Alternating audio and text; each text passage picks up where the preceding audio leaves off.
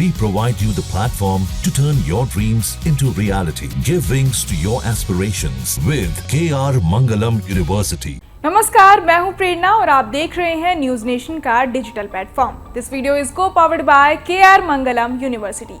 पूर्वोत्तर भारत में मानसून अब कहर बनकर टूट पड़ा है, जिससे असम, मणिपुर, सिक्किम और अरुणाचल प्रदेश समेत कई राज्यों में भारी बारिश, बाढ़ और भूस्खलन ने जनजीवन को पूरी तरह अस्त व्यस्त कर दिया है। भारतीय मौसम विभाग ने 6 जून तक भारी बारिश का अलर्ट जारी कर दिया है, जिससे फिलहाल राहत मिलने की कोई संभावना नहीं दिख रही है। इस आपदा में अब तक 34 लोगों की मौत हो चुकी है, जबकि हजारों लोग बेघर हो गए हैं। बाढ़ के पानी ने कई गांवों को पूरी तरह डुबो दिया है। सड़कों और पुलों के टूटने से यातायात बाधित हो गया है और बिजली की लाइनों के गिरने से कई इलाके अंधेरे में डूबे हुए हैं। असम की बात करें तो वहां हालात सबसे ज्यादा खराब हैं, जहां 15 जिलों में 78,000 से ज्यादा लोग बाढ़ की चपेट में आ चुके हैं। ब्रह्मपुत्र और उसकी सहायक नदियां खतरे के निशान से ऊपर बह रही हैं। गुवाहाटी में भूस्खलन की वजह से 5 लोगों की जान चली गई है। वहीं लखीमपुर जिले के घुनासुटी इलाके में कई गांव पूरी तरह से डूब चुके हैं। असम के मंत्री जयंत मल्ला बरुआ ने प्रभावित लोगों के लिए 4 लाख रुपए मुआवजे का ऐलान किया है, जबकि राहत शिविरों में 28,317 लोग शरण लिए हुए हैं। हालांकि कई इलाकों तक राहत सामग्री और बचाव दलों को पहुंचाना बेहद मुश्किल हो रहा है। सिलचर में 42 सेंटीमीटर बारिश हुई है, वहीं करीमगंज में 35 सेंटीमीटर और हालाकांडी में 30 सेंटीमीटर बारिश ने कहर ढा दिया है। दूसरी तरफ अरुणाचल प्रदेश में भूस्खलन और बाढ़ से 9 लोगों की जान गई है। रविवार को भारतीय वायुसेना ने लोअर दिबांग घाटी के बोमजीर नदी में फंसे 14 लोगों को बचाया। एक कार बाढ़ में बह गई, जिसमें 7 लोगों की मौत हो गई।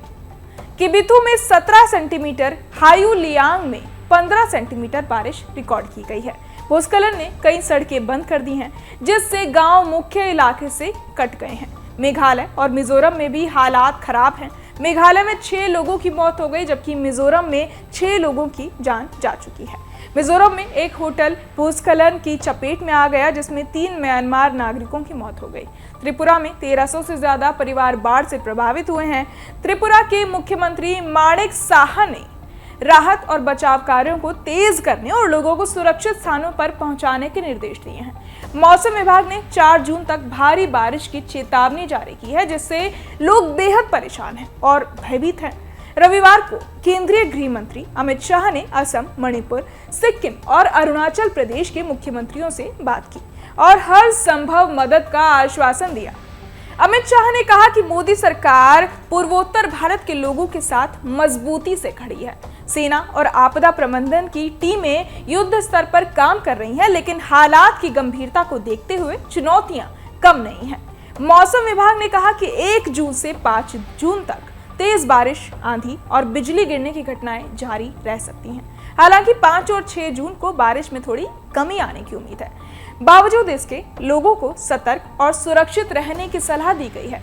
इस आपदा ने साफ कर दिया है कि प्राकृतिक आपदाओं के सामने इंसान की तैयारियां कितनी भी हों, कुदरत की ताकत के आगे सब कुछ कमजोर पड़ जाता है। अब सभी की उम्मीदें राहत और बचाव कार्यों पर टिकी हैं, जो इस संकट की घड़ी में लोगों के लिए जीवन रेखा बने हुए हैं। बहरहाल इस पूरी खबर को सुनकर और इन तस्वीरों को देखकर आप क्या कुछ सोचते हैं, हमें कमेंट बॉक्स में जरूर बताएं और बाकी तमाम खबरों के लिए सब्सक्राइब करें न्यूज नेशन। जहां भक्ति है हर शब्द में, कथाओं में छिपे हैं दिव्य रहस्य और ज्योतिष देता है जीवन को दिशा। धर्म से जुड़ी हर बातों को जानने के लिए हमारे चैनल स्तुति को सब्सक्राइब करें। चैनल पर जाने के लिए इस लिंक पर क्लिक करें।